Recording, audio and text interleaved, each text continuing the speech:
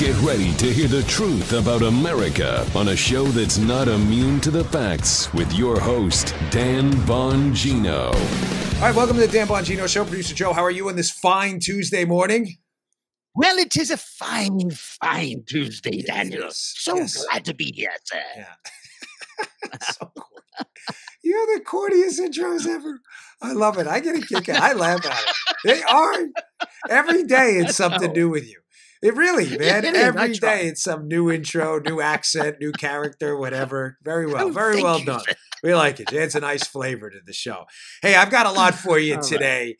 This is going to be a debunkathon today. We're going to hammer some liberal narratives that are going to be used throughout the 2020 election, some economic ones, some education ones. So don't go anywhere. It's going to be really good stuff. I promise you I'm going to find anywhere else. But I want to open up today talking about, again, we're going to have to employ the Nunes translator because I hate to overuse this word, Joe, but even you saw the clip before that we've used more and you were like, this is good stuff. Yeah. So don't go anywhere. More explosive revelations. All right. Today's show brought to you by our buddies at Quip, my favorite toothbrush on the planet. It's time for spring cleaning. Quip's got an answer, an easy way to start. Clean up your brushing habits. Just 2 minutes twice a day can help pave the way to a healthier mouth and mind. Everybody in my house uses Quip. The whole family can get refreshed with Quip. It's like a power washing for your mouth. Just used it before we got on the air because it's the morning. The new Kids Quip has the same 2-minute timer and guiding pulse as the original with no childish gimmicks, so they can brush just like a grown-up. The new Kids brush is the same as our original, it's just tweaked down in size for kids' mouths. Kids are inspired to brush better and more often with oral care that looks and feels like the products the adults in their lives use. And they're proud to use Quip, help them develop a grown-up routine without childish gimmicks. They have kid-friendly features like a small brush head, watermelon anti-cavity toothpaste. You can't beat that. Rubber grip handles. You like that, huh? In colors little ones will love. There's the sensitive sonic vibrations. I have mine inside. Cleans your mouth like nothing you've ever seen. You will not be disappointed when you're going to be like, gosh, I didn't know my mouth could feel this clean. For an effective clean that's gentle on sensitive gums. There's a multi-use cover and a stand. It mounts to your mirror. Slides over the bristles to pack and protect for Quip on the go. Throw it in your travel case. You know I travel a lot. Keeps it real clean. Brush heads are automatically delivered on a dentist recommended schedule. I just got mine. Pop the old one off. Pop the new one on. Every 3 months for just $5. A friendly reminder when it's time to refresh and stay committed to your oral health. Don't use old, worn out bristles. Listen, I love Quip, the best brush on the market. Feels like a power washing for your mouth. Your mouth will never be cleaner. Oral hygiene, super important. I love Quip, and over 1 million happy, healthy mouths do too. Quip, Q-U-I-P, starts at just $25. Can't beat that. Go to getquip.com/Dan right now. Get your first refill pack for free. That's your first refill pack free at getquip.com/Dan. Get Q-U-I-P, getquip.com/Dan. Do it now. You will love Quip. Best brush out there, hands down. All right, let's go. Okay, so explosive, revelatory piece yesterday, and the Daily Caller and elsewhere. I like the Daily Caller's work. I sent out a tweet last night, by the way, Chuck Ross from the Daily Caller. I'm not even kidding when I say this. And I'm sorry, I left out Sarah Carter last night. It wasn't my intention. I was just sending out a tweet. Chuck Ross, John Solomon, Byron York, Sarah Carter, who else? Molly Hemingway and others. If they're not being considered for the Pulitzer Prize, or one of them, there are many of them, given their exposing of the Spygate scandals, Kim Strassel and others, the prize is absolutely worthless. So I like to give the Daily Caller shout-outs. They've been doing some great work. Here's a piece from yesterday that is just incredible, right? By Chuck Ross. Peter Strzok suspected CIA was behind the inaccurate media leaks. So Strzok, the lead investigator for the FBI, suspects that the entire time the CIA and John Brennan were running this and were behind the media leaks used to foster the Russian era. Listen, ladies and gentlemen, none of this part is new, but the texts and the emails we saw yesterday in a letter sent from the Senate over to the IG's office. Ron Johnson and Chuck Grassley sent a letter over to the IG's office with some stuff we saw yesterday, some texts and some emails from Peter Strzok. It explains to you what I've been trying to hammer home on this show forever, in perpetuity for eons now. This is not about Russiagate, Spygate, Conspiracygate. This is Obamagate. There you go. The Russia story. The collusion hoax, I have insisted to you from the start, was a cover story to hide a bigger scandal. The Obama administration's use of the United States intelligence infrastructure, the intelligence community, to spy on and attack globally political opponents. The Russia story was a cover-up, also known as, Joe, what is the phrase we would call, basically a backup plan for something in case of an emergency. An insurance policy. Kind of like, that. Where have we heard that? Exactly. Where have we heard that before? From the same FBI investigator, Peter Strzok, texting his FBI companion and girlfriend, Lisa Page. We need an insurance policy. The Russia collusion story was the insurance policy to get Trump out of office to cover for a scandal bigger than Donald Trump. The Obama administration was spying on political opponents, more than just Donald Trump. This is the scandal. Now, from the Daily Caller piece, Chuck Ross's piece, which will be in the show notes today, please read it. This is important. Peter Strzok, again, lead FBI investigator in this Trump case, suspected CIA employees were behind inaccurate leaks to the press regarding possible Trump campaign contacts with Russia, according to an email Strzok sent in April of 2017. Listen to this email. I'm beginning to think the agency, he's talking about the CIA, got info a lot earlier than we thought. Oh, who's been saying this forever now? And hasn't shared it completely with us. He's talking about the FBI. So just to be clear, he thinks the CIA got information very early in this case and was hiding it. He goes on. I know, sound familiar? Might explain all these weird, seemingly incorrect leads all these media folks have. Would also highlight the agency, the CIA, is what he's talking about, as a source of some of the leaks. Folks, got the info a lot earlier than we thought. I'm almost hesitant to bring this up because I know the feedback from the audience is going to be negative, but it's okay. I'm only here for the truth. I mean that. Listen, I'm not virtue signaling anybody. I'm not trying to be fake Jim Comey. Jim Comey always puffing his chest. Captain Morality, who was the biggest, biggest zero in this whole thing, Jim Comey. But I am interested in the truth and stopping this from happening again. I have insisted for a very long time to you that the FBI, they had it in for Trump. Point completely stipulated. This cabal at the top, Comey, McCabe, Baker, Page, Strzok, in some ways maybe Price Step, had it in for Trump. I have no doubt about that. None. I believe they were baited in, though, by the CIA and John Brennan, who I have a note here, was the ringleader of this entire thing. Brennan is Obama's guy. He's a political hack pretending to be the head of the CIA. He's the nominal head of the CIA. But Brennan's real job for Obama, listen to this. We are on episode 974. This may be one of the most important things I tell you. Brennan's real job is not to run the CIA. Brennan's real job for Obama is to be his hatchet guy and to use the CIA as a political opposition research tool, not an intelligence gathering tool. That is Brennan's job. Brennan's job is then, because remember, I don't care what you've seen in the movies, the way the real world works, the Central Intelligence Agency has absolutely zero law enforcement powers. None. Right. They cannot arrest anyone. They are not GS 1811s. They have no arrest authority at all. The FBI does. Please understand the distinction, and I think many of you see where I'm leading here. Brennan needed to stop Obama's political opponents. It was an ongoing effort to use him and his foreign partners he developed overseas, friendly U.S. intelligence friends of his who had similar positions overseas heading their intelligence agencies, to develop dossiers of information on Barack Obama's political opponents.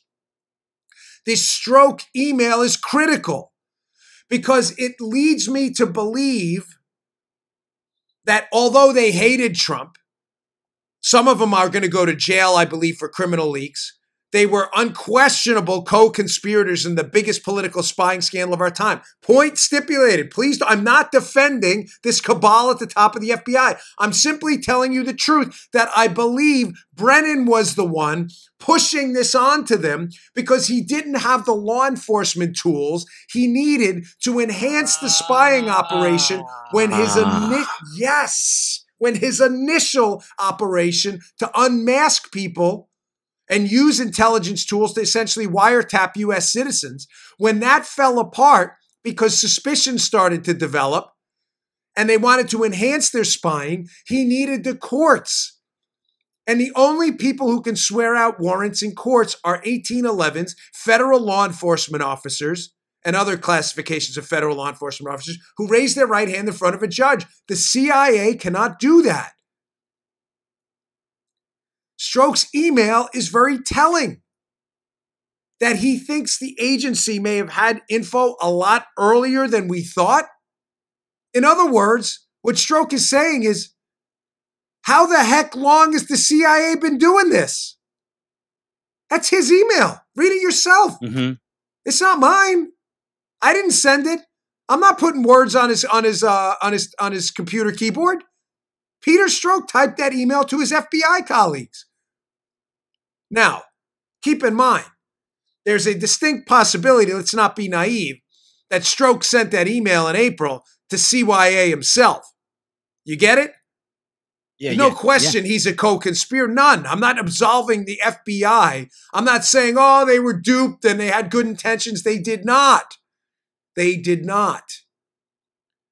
But there's no question anymore among serious people who've looked at this, who've nailed this case from the start, that John Brennan and the Central Intelligence Agency and others in the intel community had weaponized that community on behalf of the Obama administration to attack his political opponents and were using the FBI for their law enforcement tools to be able to spy further through the FISA courts. Yeah, that's pretty strong, dude. It's pretty devastating, isn't it? Yeah. Yeah. This is the scandal. Joe, we've only said this now for a year and a half.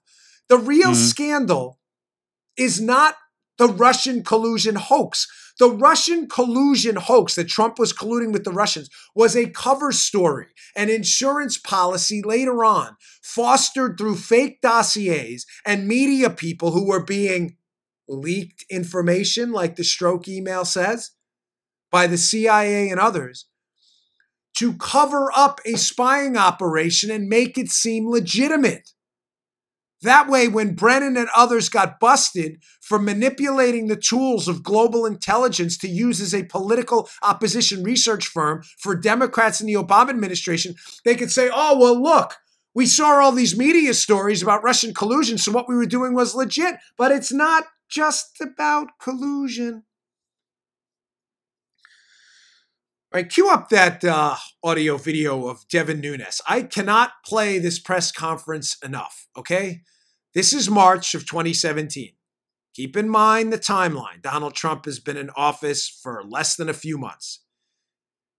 It is almost immediately after Donald Trump appoints his intelligence czar, DNI Dan Coats, and he is confirmed. So Donald Trump finally has some control over the intelligence community. Just days after Donald Trump regains control of the intelligence swamp, Joe, Devin Nunes is invited over, excellent Republican congressman from California who has been all over this case. Oh, yeah. Just days after Donald Trump starts to rein in the intelligence swamp by appointing his own guy, Nunes is invited over to the White House complex. This is important, by a source. Why would he be invited by a source to the White House complex? Because, again, I'm sorry to have to repeat this for our longtime listeners, but our new listeners will not get this. Nunes had to go to the White House not because it was a political decision, but because the way intelligence is compartmentalized in the federal government, it is not connected to the open internet. there are certain pieces and tidbits and snippets of intelligence that are held in specific computers in specific locations that can only be accessed by going to those specific locations. Mhm. The reason Devin Nunes is invited right after Trump gets a hold of the intelligence community by a source over to the White House is because this information was available only to the White House. I'm not saying it was created at the White House. Mhm. I'm saying it was delivered on a silver platter that exists only in the White House now, on their specific computers. Nunes is invited over. Remember what we're talking about. Do not lose the lead of the story. Brennan is a puppet master of an intelligence community and Obama administration that is not doing intelligence. They are doing politics for Obama, using every tool they have. Foreign partners, unmasking, spying on political opponents. It is not about Russia. It is about spying. Russia's the cover story. Don't get roped in. So my book is called Spygate and not Russiagate. Nunes goes to the White House. He meets with a source. A little bit later, he goes out in front of the cameras and he gives one of the most important press conferences I would strongly debate to you in modern U.S. history.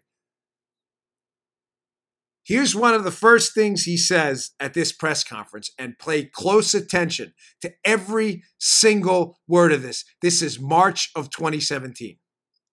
I recently confirmed that on numerous occasions, the intelligence community incidentally collected information about U.S. citizens involved in the Trump transition. Details about U.S. persons associated with the incoming administration, details with little or no apparent foreign intelligence value, were widely disseminated in intelligence community reporting. Third, I have confirmed that additional names of Trump transition team members were unmasked. And fourth, and finally, I want to be clear, none of this surveillance was related to Russia or the investigation of Russian activities or of the Trump team. Oh, Folks, look. need a again, translator? Goosebumps. Yes, please, Joe. And I activate the Nunes translator. Initiating Nunes translator, Dan. Thank you, Dan. I love how she calls me Dan. She sounds like a female Kit from Knight Rider. Thank you. We'll call her Cat, okay? Not Kit. Cat. Thank you, Cat. Okay. The Nunes translator nicknamed Cat. We appreciate that. Let me translate for you what Devin Nunes was saying there. Thank you, sir. The story we have been told the whole time is that the spying happened, and this is the Democrat story to this day, to this minute, that the Obama administration spied because they were concerned the Russians had infiltrated the Trump team and were attacking our democracy. Nunes is clear as day that he just went to the White House and looked at a bevy of intelligence, unmasked, raw type intelligence disseminated widely throughout the intelligence community, specifically on Trump team members, that was not about Russia.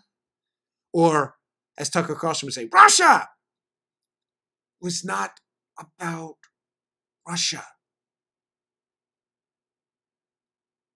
Does the insurance policy make sense now? The whole Russia story was a cover job insurance policy to cover up a massive government spying scandal under the Obama administration that Peter Strzok in his email is clearly alluding to. As I said, I believe there's an element of CYA here, that Strzok is trying to cover his own butt because he realizes he's now a co-conspirator in this, that he was the insurance policy. He wasn't suckered into it. He hated Trump. He willingly took part.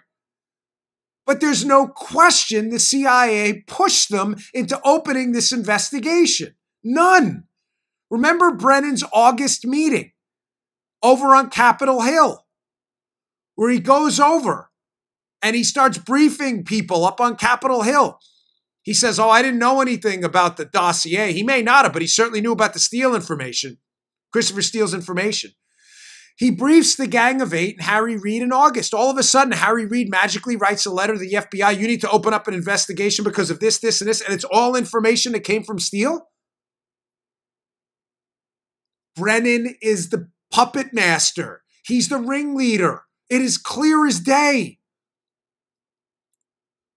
The Guardian piece. Read the Guardian piece we put up all the time. The Guardian, here's the headline. Luke Harding, April 2017. Ladies and gentlemen, a month after that Nunes presser I just played. British spies were the first to spot Trump team's links with Russia. Here's the subheadline. GCHQ, the equivalent of the British NSA, is said to have alerted U.S. agencies after becoming aware of contacts in 2015. 2015? Who's the president? Barack Obama. Donald Trump isn't even running for president yet in portions of 2015. Dan, if I may. Yes, of course. Are you saying that Brennan might have been working the FBI to some degree? Yes, exactly. That Brennan, thank you. Yes, Brennan is working as far back as 2015, and I will debate strongly even earlier with foreign intelligence partners. Wipe Trump's name out for a minute in Russia because it confuses everybody. Brennan is working with foreign intelligence partners who have his job overseas, the United Kingdom and others, to circumvent U.S. surveillance and spying laws, to spy on basically Barack Obama's political opponents. That's not an issue if you're not a U.S. citizen. I'm sure it happens all the time. The problem here is what Nunes clearly states in that presser is that U.S. citizens were unmasked. And when Brennan can go no further and develop no more additional information from unmasking and every tool he has with his foreign partners, he employs domestic tools, our courts, to get FISA warrants, to legalize the spying. Nunes talks about it all the time. My Nunes translator number 2. He talks about it all the time. Nunes says, and that's what led to the legal spying, what I call Plan B, what he calls legal spying. The use of domestic tools to spy on Obama's political opponents. This is only the biggest political scandal in human history. They weaponized in your name, your intelligence agency to spy on your candidate, others, and Barack Obama's political opponents. Now, a clip of all the clips we played, Joe, I think this one gets the most play ever. This may be the 10th time, maybe more. We've played this cut of former Obama Department of Defense official Evelyn Farkas, who goes on MSNBC and basically exposes the whole scam that Nunes just talked about in that presser. Farkas goes on MSNBC and is asked about Russia. Again, it's only a cover story, the collusion hoax, to cover up their spying. And Farkas, in one of the most candid, frankly, unbelievably stupid media appearances I've ever seen in my life, she gives up the entire scam to MSNBC in this now infamous cut. I was urging my former colleagues and frankly speaking, the people on the Hill, it was more actually aimed at telling the Hill people, get as much information as you can, get as much intelligence as you can before President Obama leaves the administration, because I had a fear that somehow that information would disappear with the senior people who left. So it would be hidden away in the bureaucracy, that the Trump folks, if they found out how we knew what we knew about the Trump staff's dealing with Russians, that they would try to compromise those sources and methods, meaning we would no longer have access to that intelligence. So I became very worried because not enough was coming out into the open, and I knew that there was more. We have very good intelligence on Russia. So then I had talked to some of my former colleagues, and I knew that they were trying to also help get information to the Hill. She says, this is great. This is great. She says, I was worried that the Trump administration, incoming administration, was going to find out how we were getting information. Did you notice the article up on the screen when Farkas started that she's on the air to talk about? It's a key part of that. That's everybody always focuses on what Farkas said and not the fact that she was actually on MSNBC with Mika Brzezinski, known anti-Trumper, to discuss an article. In the article on the screen, if you go back and rewind that on the YouTube, or if you're listening on the audio, specifically in the piece, it says that the British and Dutch allies were basically feeding information about Trump. There it is. Thank you. American allies, including the British and the Dutch, had provided information describing meetings between Russian officials, Putin, and associates of President-elect Trump. Ladies and gentlemen, none of this is illegal. The fact that people who may have worked in the Trump orbit had business dealings in a foreign country isn't even remotely illegal. No one has ever been charged or even alleged that there was a crime on that. So she basically says in this hit that, yes, we were worried that when they found out foreign governments were feeding us information on our political allies, that they would shut it down. The most candid, honest media appearance you will ever see by an Obama administration. Now, Joe and I were kind of, you know, they tell you in radio, never say we were talking off the air because it's not on the air, so who cares? But, you know, Joe and I's conversations before the show are interesting and are airworthy because I rely on Joe to tell me what's confusing, what's not, and what he finds illuminating. Listen, Joe's an engineer. He doesn't have time to read through all these documents. Like my job is to produce the content, his to produce the show. So before the show, we were talking about why she did this. Why she basically goes on the air and gives up the whole cookie jar. Oh, your answer was great. Yeah. And folks, I say this with no air of pretension at all. This is not one of these like, hey, look at me, I'm on TV. I promise you, I don't care. I'm not saying that at all. When you do television, when you do it a lot, it becomes a job like anything else. This is important. It's really critical to understanding this cut. When you do television a lot, it's a job. I don't mean that in a pejorative kind of nasty way. It's a job. It just becomes routine. There's a camera. You're looking at it. It's the same camera I go on Fox with. You go on. The nerves die down after appearance number 500, and you just kind of do your thing. I mean, Joe was on the radio for 30 years. I promise you, when he did his characters on WCBM, he wasn't like sweating about it. You just do it. After a while, it's a J-O-B or J-O-B-B if Joe Biden was spelling it, right? You just do it. Farkas did a lot of media, but she wasn't a regular. Farkas now is probably looking for some kind of job or to stay prominent. She's on MSNBC. It's her moment. I know the feeling because I remember when I first started doing TV. You feel like you have to say something profound every time. Bingo, Dano. And right? You've seen it with radio guests, I'm sure. And they're like, they think it through. I'm so glad you're saying this. Right? They get in your studio when you're at CBM and they've thought about this all day and you can tell it's scripted what they're saying. After a while, you just start doing it on TV and it's natural. Like a Mark Stein or someone who goes on and Stein goes on talking. He's just funny because he just is. Like it just comes out. He's just witty. But you can tell like the guests of the first timers, they've coached themselves through this hit. They know every word they're going to say. She came in there thinking she was going to be like, I am going to expose how deeply the Russians were in bed with them. And as she gets into talking about this article about the Russians and how they get the intel, she sees this interest from Mika Brzezinski and she just keeps going and going, not realizing she's essentially interrogating herself on TV. She got lost in the moment. She saw the sparkles in Mika's eyes about, wow, this is interesting. She notices nobody's cutting her. When you're in TV and you're saying something dumb, they cut you right off. No, I'm serious. They do. A host on any good show, if it's just something stupid, they'll just cut you right off. Mika Brzezinski's sitting there like, and she's like, I better keep going. And let me just talk about how we got the information because it's going to sound so cool. I'll sound like Wyatt Earp.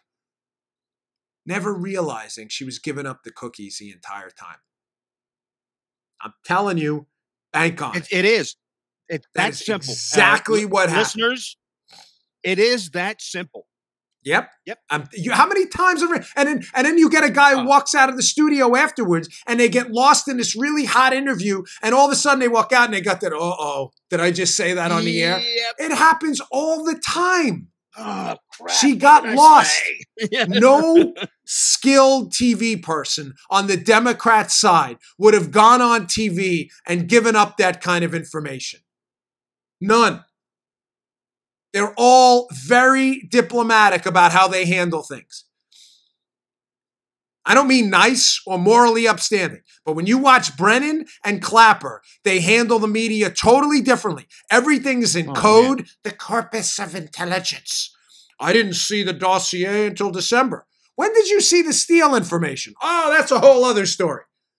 They're very diplomatic on how they handle their answers. Not Farkas. Don't ever forget that cut.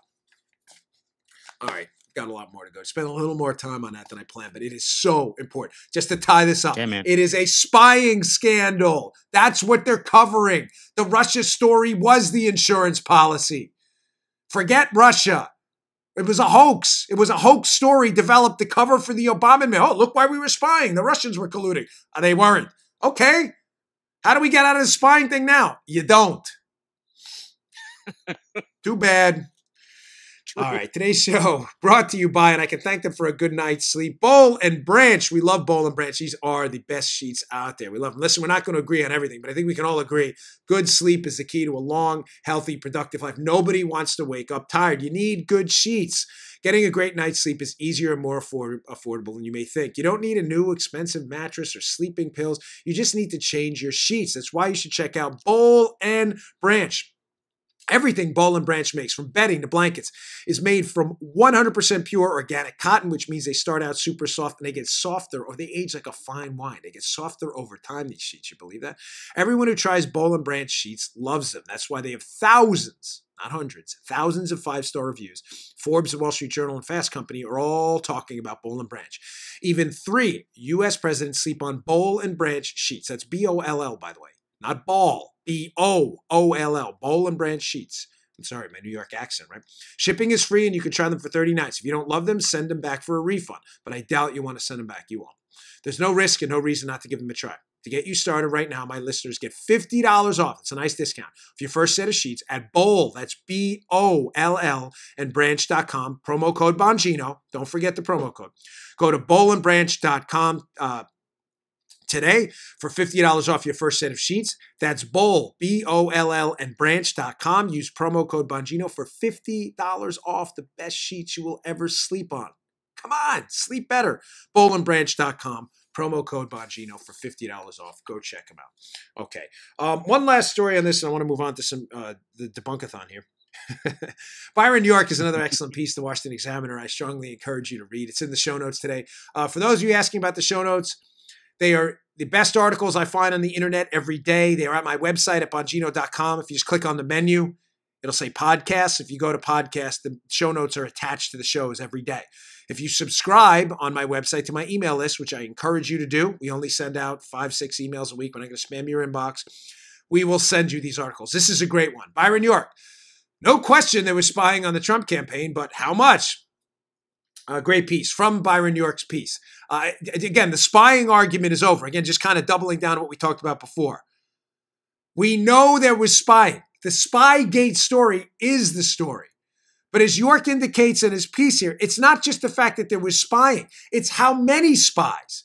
He writes in the piece, there was also speculation about other possible FBI surveillance. But the Halper operation and Page FISA case were the only ones definitely known. So Barr was saying, this is key. Let me set this up, what he's going to follow up with. What York is saying is, so we already know that a human intelligence asset, a spy, Stefan Halper, was sent to go get information from the Trump team. We also know that FISA warrants were used to spy on the Trump team. But what Barr is saying, and this is an excellent, excellent point by Byron York. He says, so Barr was saying, if the FBI really took the Trump matter seriously, if they thought it was a threat to the Republic, would that be all they would do? No other wiretaps or surveillance? No other confidential informants? Nothing? Given that Barr's already looking into the question, his phrasing suggested he suspected there was more. Now, if you read the piece, what he's referring to is Bill Barr, at his testimony up on Capitol Hill, had indicated that he was surprised at how minimalist the operation was. Right. Some of you may be confused. You may be saying, wait, Dan, you just told us that this spying operation by the Obama team was this huge, big scandal. Now you're saying Bill Barr was up on Capitol Hill, surprised about how small the operation was? No. That is not what I'm saying. I'm saying Bill Barr, Joe, air quotes, was surprised by how small the operation was. Do you get where I'm going with this?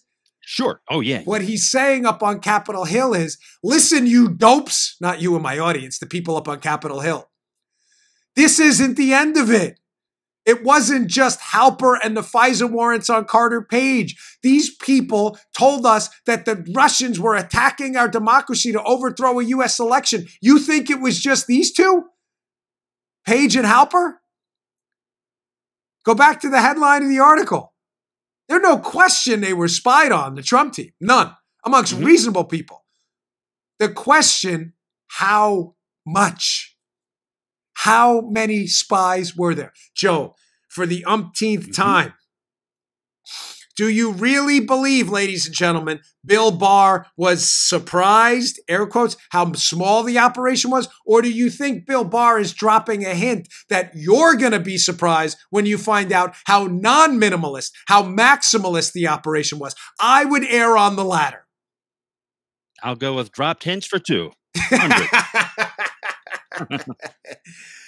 Dude, Barr is laying it out right now. He's dropping breadcrumbs for entrepreneurial people interested in the truth. Again, that doesn't include the mainstream media out there who want to get to the bottom of this. This is a bigger footprint than we've been led to believe. Again, circling back to story one, the story here is the spying scandal, not Russia. That was an excuse. All right. Moving on. Great piece in the Daily Signal today. Started a debunkathon here. You know, I can't get over these. I appreciate all the fine feedback from you, which matters a lot to me. I know a lot of you like the economics angle to the show. And our earlier episodes, we were really, really heavy. I love economics. I have a passion for it. Always have. I always say I'm an economist by desire, not by trade. My degree was in finance, not economics, but I'm just fascinated by it. I love it, and I always have been, the allocation of scarce resources, right? But I love how the Democrats weaponize economics and weaponize stupidity. And they make arguments that are so easily debunked by facts and research that if you do even a basic amount of homework on any of their talking points, you will never lose an argument with a leftist. Folks, I have been doing debates on cable news. I'm now exclusive to Fox, but I used to do CNN and MSNBC. The clips are all out there on YouTube. And I can honestly tell you, I have never been uncomfortable in a debate. Whether I've won or lost the debate is up to you. I don't really care. There's no scorecard out there. It's not like a boxing match. But I can tell you, candidly speaking, and I mean this from the bottom of my heart, I've never been uncomfortable in an economics debate with a leftist because they never, ever have the facts on their side. So the Daily Signal has this piece out, which is great. The new leftist talking point is this, that the poorest Americans and the middle-income Americans, Joe Biden threw this talking point out the other day in his speech, they're not benefiting from the Trump economy. They're being left behind. Now, I debunked one component of this yesterday. The component I debunked of this yesterday was that this was benefiting the managerial white-collar class at the expense of the blue-collar class. If you go back and listen to yesterday's show, I threw out some numbers showing you that it's the opposite, that production-level employees' wages are now growing faster than their supervisors. So the talking point first that, working-level, dirt under the fingernails employees' wages are growing slower is just inaccurate. It is just not right. I don't know any other way to say it. There's no debate you're going to get into with your leftist friend that is going to make that fact a non-fact, okay? It is a fact. We now know production-level employees in the United States' salaries are growing faster than their supervisors. So forget that talking point. It's not true. That's all you need to tell them. And there's nobody's going to research it on the internet and make you look stupid. They won't even bother. They usually just call you a racist or something. Right? You're a racist. We haven't done it in a while. Tom Marr, God rest the man's soul. Yeah. He was a radio host at Joe State. He used to say, "You're a racist." That's all they do. From the Daily Signal piece, here's quote number 1 from the piece. Now, talking point number 2, right? That this is not better. So first, it's production level employees aren't making as much and the supervisors are doing well, right? That's not true. Talking point number 2, minorities, women are all being left behind by the Trump economy. Not true. Quote, Daily Signal. In April, the unemployment rate for Americans with a high school degree fell to the lowest rate since the Great Recession. Unemployment for workers with disabilities fell from 8% to 6.3% over the last 12 months, the lowest level since 2008. Hispanic unemployment is the lowest it's been since 1973, also when the measure began.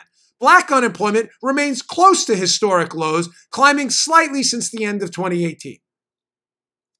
Folks, black unemployment close to historic lows.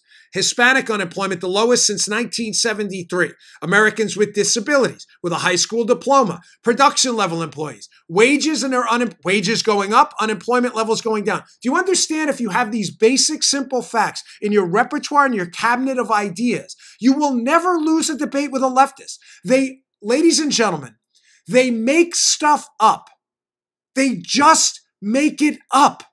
Somebody tells them in a focus group that saying that tell Americans they've been left behind by the Trump economy, that just saying it is going to make a political point, but it's not based in reality. It is just not true. I don't know any other way to tell you that. The very class of people the Democrats are running on to help are actually benefiting from Trump, not Obama's policies. There's another piece here about wage growth. So we just talked about historically low unemployment for the very groups the Democrats are trying to pander to. In the past year, quote from the Daily Signal piece. Again, it'll be in the show notes. The title of the piece, by the way, is Poorest Americans Are Benefiting Most from Strong Economy. Here's a quote. In the past year, wage growth was 6.6% for the 10th percentile of workers. That's the workers with the lowest incomes, according to the annual report of the Council of Economic Advisors. Listen. So takeaway number 1, the lowest wage workers in the economy, the ones that Democrats are claiming you're being left behind, their wages grew 6.6%. You may say, well, Dan, that doesn't sound right. People at the top of the income distribution must be getting richer. No. That 6.6% is, quote, double the 3.3% growth rate for workers at the top of the income distribution. Folks, nothing they're telling you is true. I know liberals' math is hard. I get it. 6.6 is literally double 3.3. The poorest workers' wage gains are twice in percentage ratios, not in real money, in percentage, which is what matters. If a guy makes $100,000 a year and gets a 3% raise, it's more money than a guy who makes $20,000 a year and gets a 6% raise. But the point is, the percentage growth is what matters because it's based on the skill level and the wage growth and the productivity. Wages are growing at a faster rate. Oh my gosh, Joe, nothing they tell you is true. It is so frustrating. But again, listening to liberals, but so easy to debate them. And one more quick thing before I get to this last ad here. You know, sometimes when I'm out on the road, I run into people or when I'm in the gym and they say, you know, I debate Chris Hahn a lot and other liberals and Marie Harf and others on the network on Fox. And they say, you know, oh, that must drive you crazy. And I think they're surprised often when I say, no, it doesn't drive me crazy at all. I actually love those hits. Right, Paula? Is that not my favorite thing to do? Because I said that to you once, didn't I? You did. You say that often to me. You'd be like, man, that debate last time must have drove you nuts. Folks, candidly, it doesn't. It's my favorite appearances because I know the facts are on my side. I'm telling you, I've never come off the air and said to my wife, my office is right next to our bedroom. I go to bed after the hits, you know, Laura Ingraham and Hannity, it's late on Eastern time. Go to sleep. I said, I never ever have walked in there and be like, man, I got smoked on that. I'm telling you, take it what you want. Obnoxious, pretentious. I'm just telling you the truth. The facts are never on their side. I am not blessed with some Superman-like IQ. I just read That's all you have to do to debunk a leftist. It is so simple. All right, lastly today, another great company. Today's show brought to you by our buddies at Genucell. Hey, did you ever say I wish this double chin would just go away? Sometimes. From now until Mother's Day, your wish is our command with Genucell's outrageous Mother's Day sale. This is Joe's favorite part. Double chins, sagging jawlines, and turkey necks are real problems. Just waiting for that. Until now, introducing the new Genucell jawline treatment formulated with MDL technology. Here's an email we got from Robin S. I put the jawline cream on my neck about 2 or 3 days ago. It's the best my neck has looked in over 20 years. Several people told me my face looks young. I'm blown away. Sure, you could use expensive, harsh treatments, but you don't need it. Listen, this is the last week to get the Genucell jawline treatment absolutely free when you order the classic Genucell for eye bags and puffiness. Use this for TV.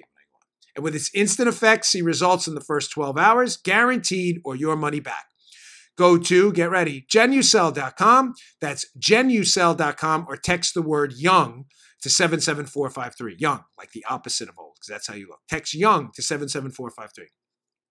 A surprise Mother's Day gift. Remember, this is the last week. Surprise Mother's Day premium gift with all orders. Text YOUNG to 77453 or visit Genucell.com. That's Genucell.com. Thanks, Genucell, for supporting the show and reaching out to our listeners. We love your products. Okay. Next, China. I would be remiss if I didn't talk about China. I got a few emails yesterday. Dan, you got to talk about what's going on with the tariff war with China. How'd you miss that? I didn't, ladies and gentlemen. It's just so much news on a Monday. I've got the whole week to get it out. A couple interesting pieces in the Wall Street Journal today about China. One of them I found fascinating is Trump's China brinksmanship. The incentives for a deal are overwhelming on both sides. Good piece. There's a couple follow-up pieces after that. I'm not going to put them all in there. But ladies and gentlemen, here's my take on what's going on with China and why Trump is in a really good position right now. You know, when I was doing commentary from Vietnam on the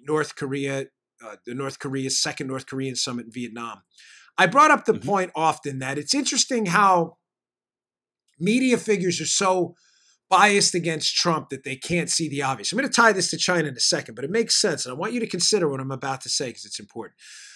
Little background. So right now, Donald Trump is threatening by Friday to impose a 25% tariff on a volume of Chinese goods into the country. Tariffs, you know what they are. They are taxes imposed at the border on Chinese goods that come into the United States. Makes those goods more expensive. It also makes those Chinese goods less competitive. Now, it is a tax. Let's not dispute the economic obvious points about what a tariff is. But it makes those Chinese products basically more expensive and people buy less of them. If you have $100 to spend on goods, those Chinese goods you got that said made in China were $100. Now they're $125. And you have $100, you're going to seek, Joe, an alternative. Substitution effect, also called in economics. You're going to seek a substitute, something else. Now, Donald Trump would like those to be American-made products. Sometimes that works, sometimes that doesn't. There's things called comparative advantage, absolute advantage. Beyond the scope of this podcast today, we've covered it in past shows. But I want to hit this China thing because this 25% tariff at the border on Friday, if they don't agree to a new China trade deal, will be devastating for the Chinese economy. Now, it's not going to be peaches and cream for us either, but it's interesting. Even the Wall Street Journal, which, listen, they are not hardcore conservatives. Let's be candid. They're Chamber of Commerce Republicans. They are. I enjoy their stuff. I'm not knocking. It's just who they are. They are almost universally against tariffs. But it's interesting. I'm starting to see a different thread, even amongst the, Bush Republicans, let's call them, the moderate class, that's starting to recognize that Trump may be onto something here. Including me, folks. I mean, the economics of tariffs are not very good. But the piece basically says this, and this is where I'm going to tie this back to North Korea. It was kind of a non sequitur, but I had to set it up that way. Okay. When I was in North Korea, I was saying now, Trump is so strategically unpredictable. He just does things nobody's used to. His tweets, the way he handles foreign policy, his ability to flip on a dime and not consider the political ramifications. Ladies and gentlemen, to be candid right now, the politically correct thing to do with Trump is to dump the tariff threat, let the Chinese goods come in tariff-free, make them cheaper for U.S. consumers. You may say, well, why doesn't he do it? Because Trump recognizes the very unique threat China poses globally to our economy by not selling us cheap goods, which is good for us. We want stuff cheap. We don't want more expensive stuff. The problem is they are stealing our stuff over there. Yes. They are engaged in an intellectual property war where they are stealing our stuff, creating global instability, hollowing out a manufacturing base by stealing our stuff. They are creating a bevy of regulations for companies that go over there, saying, if you come over here and build here, Ford or whatever, you're going to have to share your company secrets with us. How is that fair trade? Donald Trump is starting to understand, along with the Wall Street Journal and a lot of even libertarian leading economists who may be coming around to this too, that the long-term threat posed by China's ruthless theft of our intellectual property, our entire capital stock of our brains, our economic wealth is up here, our software code, our business ideas. Mm-hmm. If China keeps stealing this, we won't have anything left. Yes. So Trump has figured out that if he is strategically unpredictable, exactly like he was with the North Koreans, sends out a tweet one day, hey, Kim Jong-un, the negotiations are going well. I like what he's doing, and I think we may be able to get to denuclearization. The next day, deal's over. Sorry. The American media doesn't get how that is so valuable. And the Journal, even in the Journal piece, alludes to the fact that, hey, this guy's strategic unpredictability may be getting China back to the table because they have no idea what he's going to do. He may actually, against his own political interests, because again, tariffs are taxes, institute a tax on the border of 25% against Chinese goods, against every ounce of political advice he's getting. And the Chinese believe he's telling the truth. Or may believe it. Nobody else would do that. I find it interesting because the media always fears, pay attention to this part, North Korea angle number 2, how Trump's strategic unpredictability, nobody can figure out what he's going to do, benefits him in foreign policy, even with the North Koreans. He's gotten a lot of concessions others haven't. Taking a little backtrack now, but give him time. But his strategic unpredictability is the same strategic unpredictability the media cites with Kim Jong-un for being so dangerous. In other words, we don't want to mess with Kim Jong-un, Joe, because he's so unpredictable. So let me get this straight. Unpredictability is a benefit with a North Korean tyrant who we shouldn't mess with and should let him do his thing. But when we have a president who's not tyrannical at all, is a democratically elected president in a constitutional republic, when he's strategically unpredictable, this is a bad thing. Trump, he's so uncouth. He's all over the place. No one knows what he's thinking. Yes.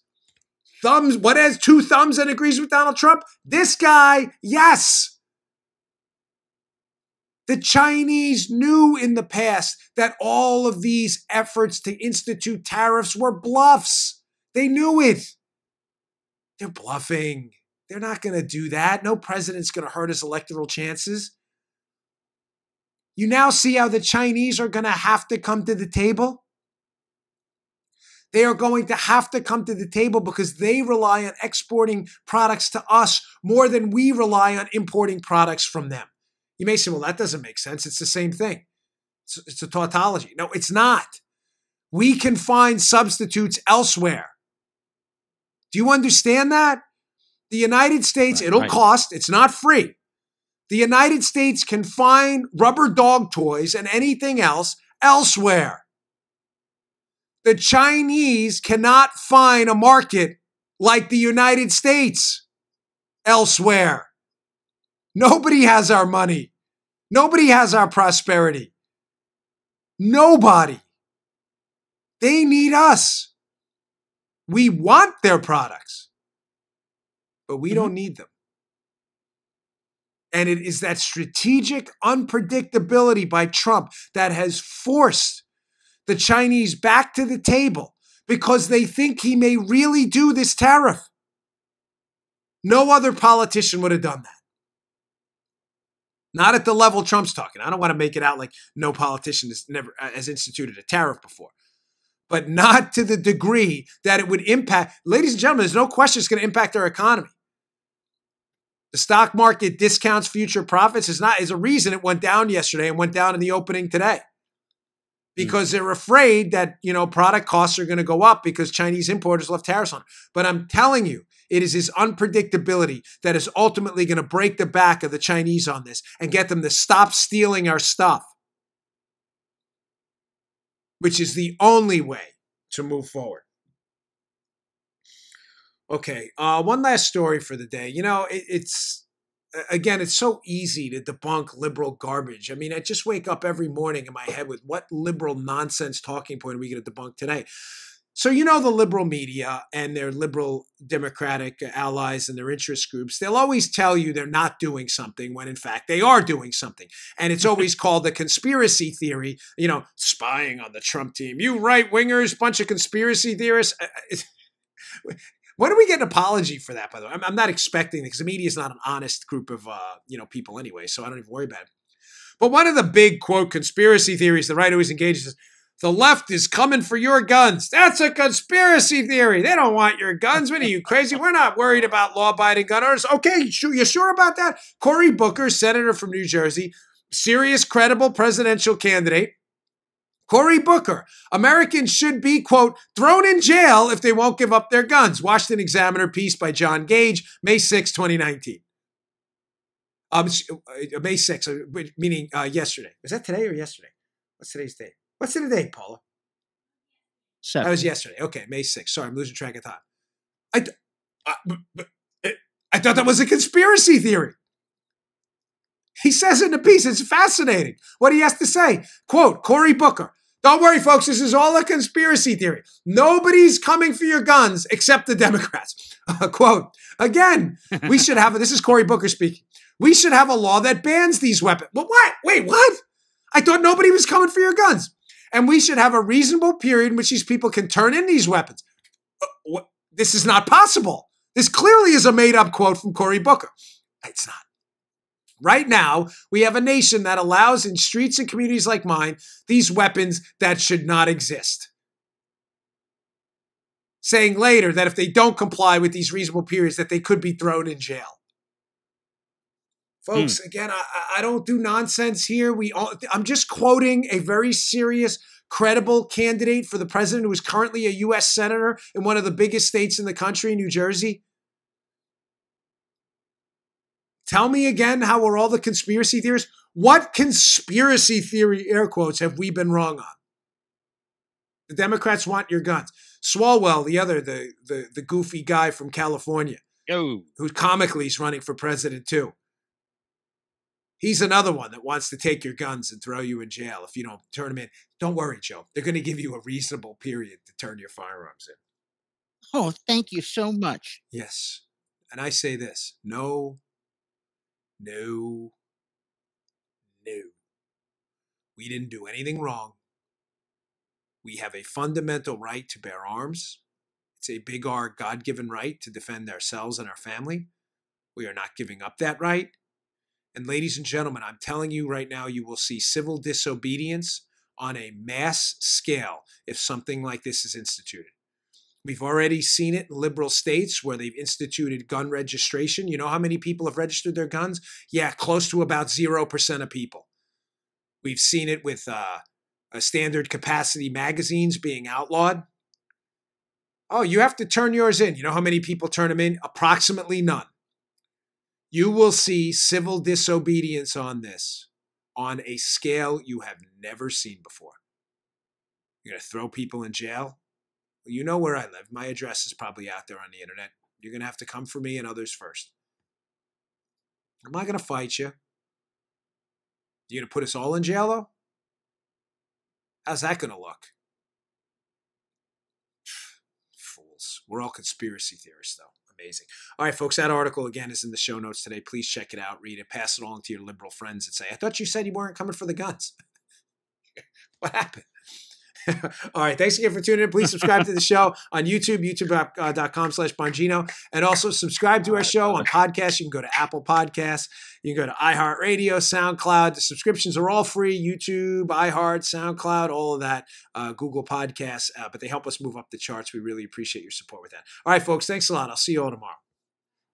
Hey, thanks for tuning in. Today's show was brought to you by my buddies at Brickhouse Nutrition. They make some of the finest nutrition supplements on the market. My personal favorite is Foundation. Now, you don't hear anything shaking in there. Why?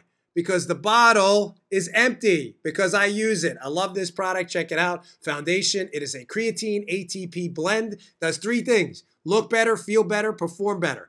Go give it a shot. Go to brickhousenutrition.com/Dan. Try out this creatine ATP blend and take the mirror test. If you don't believe me, take the mirror test. Before you try Foundation, right? Go check it out. Give it about 7 days to work. Take a little mental snapshot of yourself in the mirror. Look at yourself after 7 days. You're going to love this product. Go check it out. brickhousenutrition.com/Dan. Check out Foundation today. Can't recommend it highly enough. Bottle's empty. Miles, the owner of the company, send me some more. Thanks for tuning in, folks. See you all later. You just heard The Dan Bongino Show. You can also get Dan's podcasts on iTunes or SoundCloud. And follow Dan on Twitter 24/7 @DBongino.